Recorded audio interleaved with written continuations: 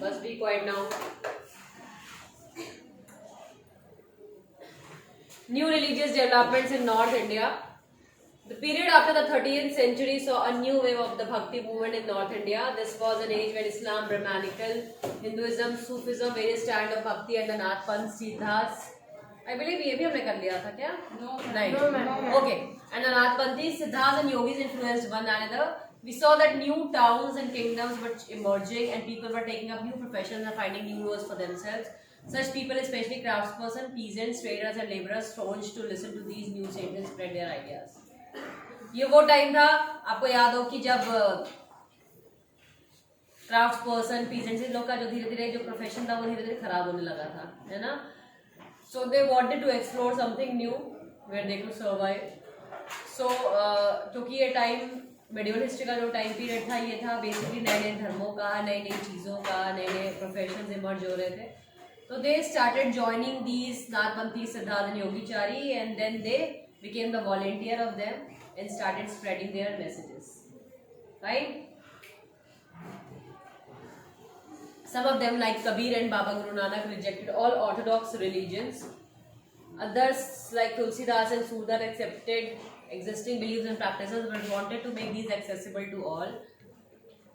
तो मेन नाम में क्या है? कबीर दास जी का, बाबा गुरु नानक जी का. जो पुरानी कुरीतियाँ चल रही थी, जो लोगों को बाउंडेड कर रही थी, उनको उन्होंने रिजेक्ट किया. एंड देन तुलसीदास आए पिक्चर में, सूरदास आए, ठीक है. ये भी उन्हीं का टाइम है जिन्होंने चीजें लिखी. आप पढ़ते होंगे उनके दोहे वगैरह, राइट? यस है ना, जो गाना गा गा के अपनी बातों को बोलते थे. Tulsidas conceived of God in the form of Ram. Tulsidas ने राम को भगवान बनाया, है ना, Ramcharitmanas. Tulsidas' composition, the Ramcharitmanas, written in Awadhi, a language used in eastern UP, is important both as an expression of his devotion and as a literary work. Surdas was an ardent love devotee of Krishna. His compositions compiled in the Sursagar, Sursaravali and Sahitya Lahari expressed his devotion. तो तुलसीदास जी राम को मानते थे और सूरदास जी कृष्ण को मानते थे. तुलसीदास जी की किताब का नाम था रामचरितमानस, जो कि अवधी में लिखी गई थी. सूरदास की जो किताबें थी वो थी सूरसागर, सूरसारावली एंड साहित्य लहरी. 3 ही इंपॉर्टेंट किताब इन्होंने लिखी अपने पूरे लाइफ स्पैन में, ठीक है. तो ये इंपॉर्टेंट है, मार्क कर लीजिए. Also contemporary was Shankaradev of Assam, who emphasized devotion to Vishnu and composed poems and plays in Assamese. तो शंकर देव विष्णु के उपासक थे, उसके ऊपर उन्होंने लिखी असमी लैंग्वेज में. शंकर देव नाम जी.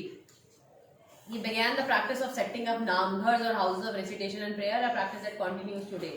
नामघर एक ऐसी जगह होती थी जहाँ लोग बैठ के पूजा पाठ करते थे, ठीक है. Yes ma'am.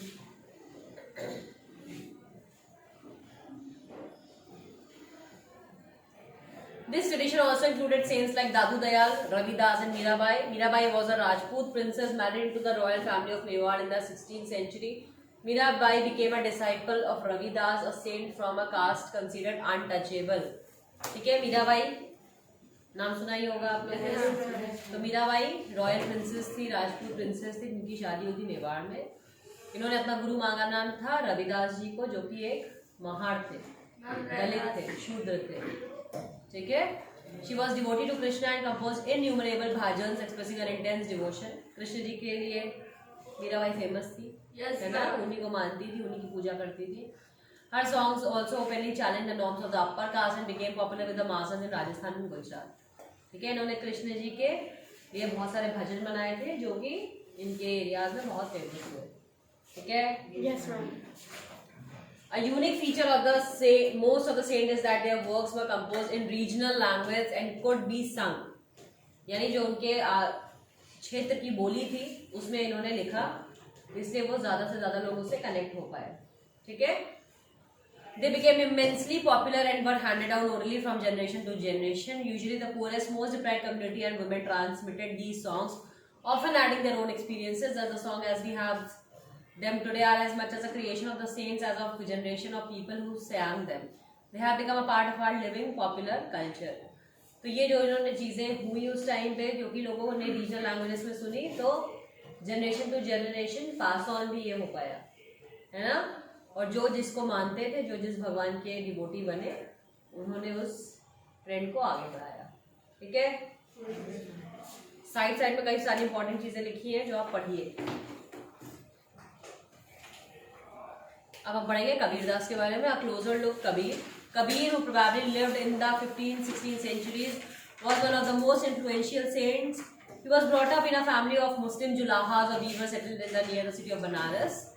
कबीरदास जी को कहा जाता है कि बनारस में जुलाहों ने पाला था, वीवर्स जो थे, जो बुनकर जो होते थे ना, धागे बनाते थे। We have little reliable information about his life. Kabir ji के बारे में ज़्यादा इन्फॉर्मेशन हमें मिली नहीं, क्योंकि उसके बारे में कुछ राइटिंग नहीं थी इनके बारे में। We get to know of his ideas from a vast collection of verses called Sakhis and Path, said to have been composed by him and sung by wandering bhajan singers. तो इन्होंने जो भी लिखा वो साखी और पद के रूप में। आप हिंदी पढ़ेंगे तो आपको उसमें पढ़ाया जाएगा साखी सबद रमैनी वगैरह, है ना। मैं कह रहे हैं साखी सबद रमैनी, दोहे, छंद, ये सारी चीजें आपको जब पढ़ाई जाएगी तो आपको समझ आएगा साखी क्या होता है, पद क्या होता है ना। पद मतलब 16 मात्राएं, वो सब बताई जाएगी आपको।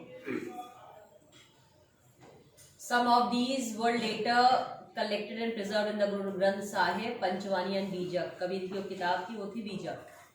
ठीक है, तो इनके बारे में जो इन्फॉर्मेशन और उनके जो भजन थे वो इन किताबों में रख दिए गए थे, लिख के।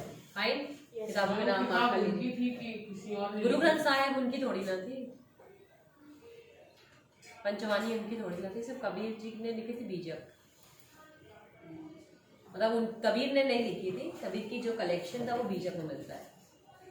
Kabir's teaching were based on a complete, indeed vehement rejection of the major religious traditions. His teachings openly ridiculed all forms of external worship of both Brahmanical Hinduism and Islam.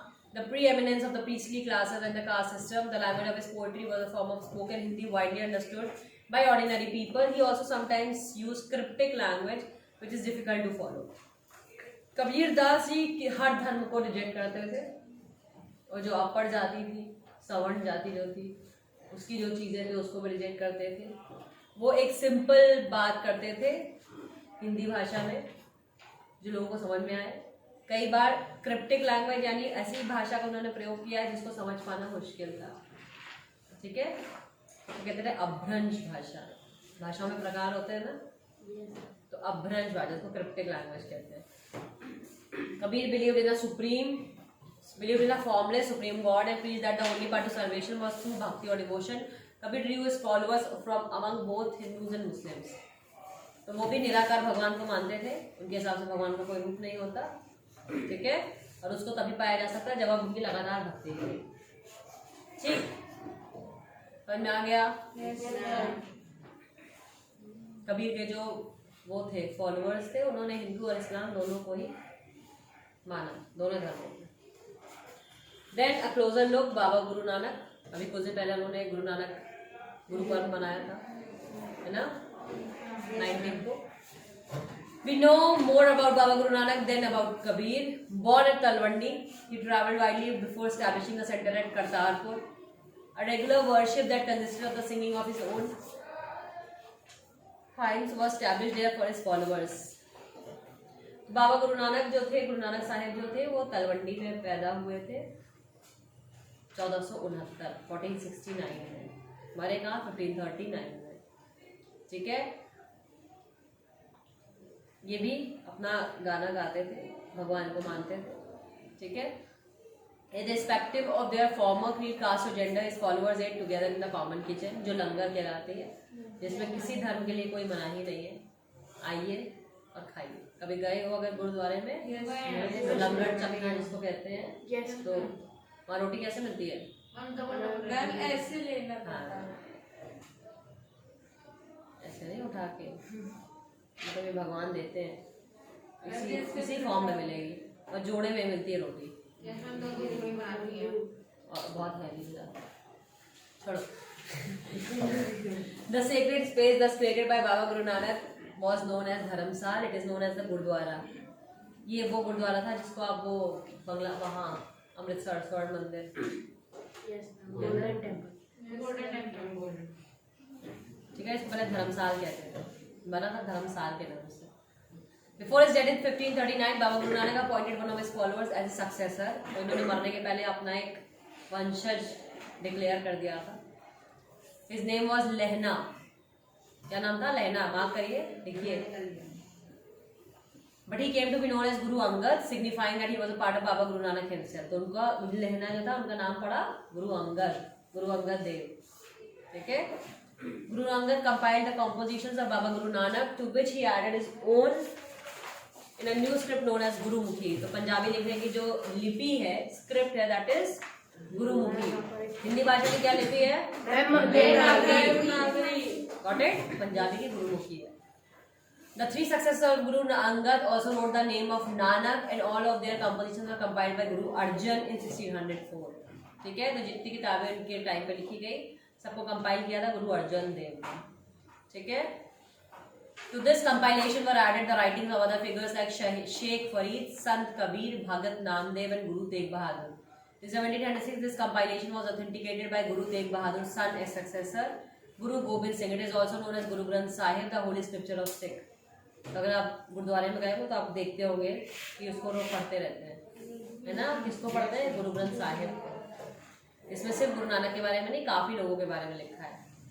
ठीक है। The number of Baba Guru Nanak's followers increased to the 16th century under his successors। They belonged to a number of castes, but traders, agriculturists, artisans, and craftsmen predominated। This may have something to do with Baba Guru Nanak's insistence that his followers must be householders and should adopt productive and useful occupations। They were also expected to contribute to the general funds of the community of followers। तो जो बाबा गुरु नानक की teachings थी, preachings थी, वो धीरे धीरे इस तरीके से लोगों में फैली। चाहे पहले व्यापारी थे, चाहे बिजनेसमैन थे, इवन जो घर में रह के जो काम करने वाले लोग थे, उन सबको भी इस चीज ने बहुत फैसिनेट किया। And they started following the teachings of Baba Guru Nanak. ठीक है। By the beginning of 17th century, the town of Ramdaspur had developed around the central Gurdwara called Harmandir Sahib, Golden Temple। ठीक है। गोल्डन टेम्पल का दूसरा नाम Harmandir Sahib. It was virtually self-governing, and modern historians refer to the early 17th century Sikh community as a state within a state। यानी उसमें इतनी भीड़ रहती है कि सब उसको कहा जाता है एक स्टेट के अंदर एक स्टेट है। ठीक है।